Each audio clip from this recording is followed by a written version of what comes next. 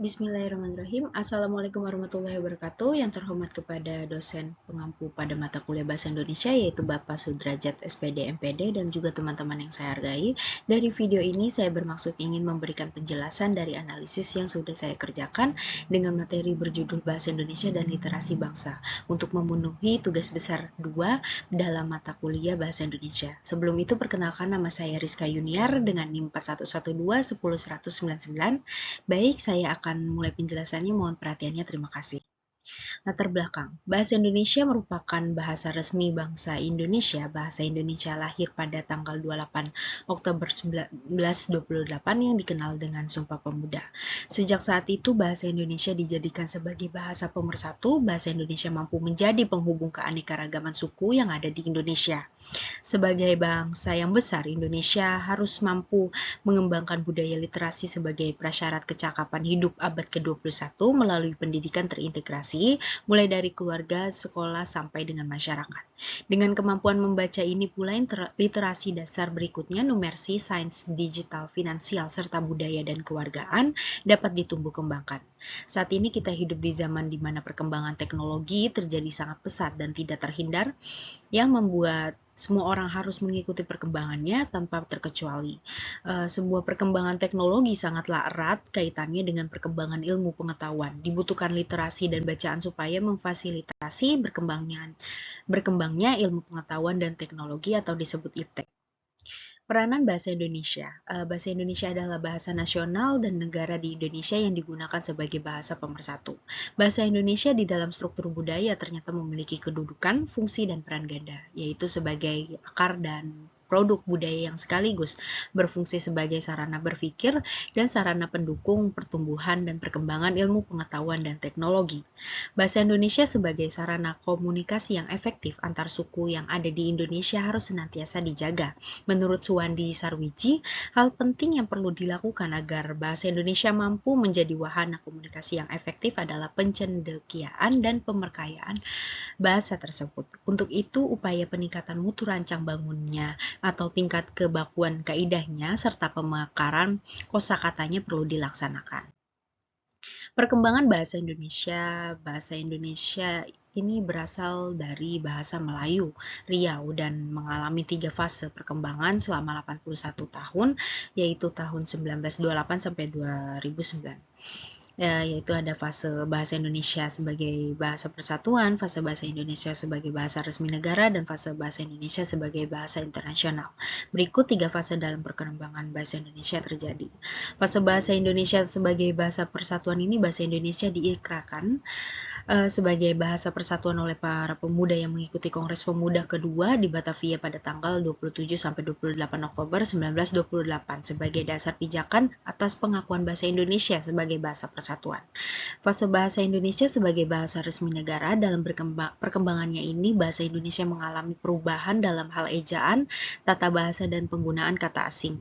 Ketiga, fase bahasa Indonesia sebagai bahasa internasional. Bahasa Indonesia telah sampai saat dan di masa yang akan datang, bahasa Indonesia direncanakan bahasa ketujuh di Organisasi Perserikatan Bangsa-Bangsa PBB. Peran literasi bangsa dalam bahasa Indonesia. Budaya literasi juga terkait dengan pola pembelajaran di sekolah dan ketersediaan bahan bacaan di perpustakaan.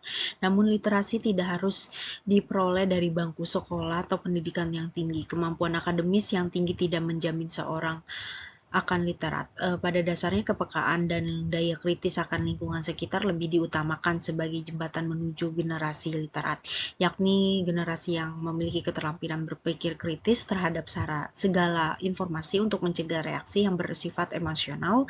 Pada salah satu persoalan yang muncul dari sistem pembelajaran bahasa Indonesia yang berbasis pada teks, yaitu budaya membaca masyarakat kita khusus pelajar sangat jauh dari harapan. Hal tersebut tidak hanya terjadi pada siswa, namun juga para pendidik yang kurang memiliki budaya membaca secara konsisten. Permasalahan lemahnya budaya membaca sebagian besar masyarakat, khususnya kalangan pelajar, akan berdampak pada terhambatnya tujuan pembelajaran yang berbasis pada teks tersebut. Budaya literasi berkaitan erat dengan masa depan bangsa, maka dari itu perlu perhatiannya yang serius dari pemerintah. Harapan terbesar menumbuhkan budaya literasi pada kalangan masyarakat Indonesia yaitu untuk mempersiapkan kondisi sebaik mungkin dalam menghadapi era MEA. Harus globalisasi yang berikut deras harus segera disikapi agar masyarakat kita tidak tertinggal dari negara lain, terutama eksistensi bahasa Indonesia sebagai bahasa resmi bangsa kita. Kualitas suatu bangsa sangat ditentukan oleh kecerdasan dan pengetahuan yang dimiliki sumber daya manusia di dalamnya. Hal tersebut didapat dari beberapa besar ilmu pengetahuan yang didapat.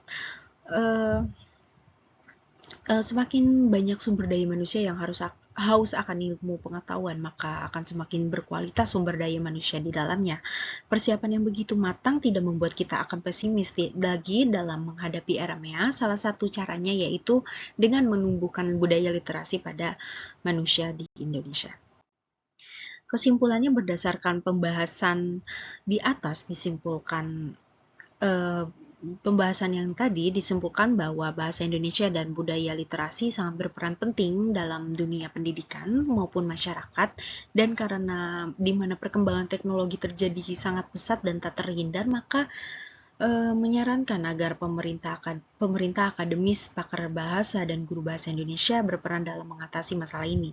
Mereka harus memberikan contoh positif tentang penggunaan bahasa yang baik dan benar untuk menumbuhkan budaya literasi agar banyak yang minat dalam membaca dan menulis, meningkatkan kesadaran tentang pentingnya bahasa Indonesia, dan mengembangkan kebijakan yang mempromosikan penggunaan bahasa Indonesia dalam berbagai konteks, termasuk dari institusi pemerintah. Sarannya ini diperlukan adanya upaya untuk meningkatkan literasi dan minat baca, mempromosikan kekayaan bahasa, dan memahami peran bahasa dalam menggambarkan identitas budaya. Dengan ini akan berkontribusi pada perkembangan intelektual, sosial, dan budaya yang lebih baik di Indonesia. Baik, sampai sini penjelasan dari saya. Apabila ada kurang dan lebih, mohon dimaafkan. Terima kasih atas perhatiannya. Wassalamualaikum warahmatullahi wabarakatuh.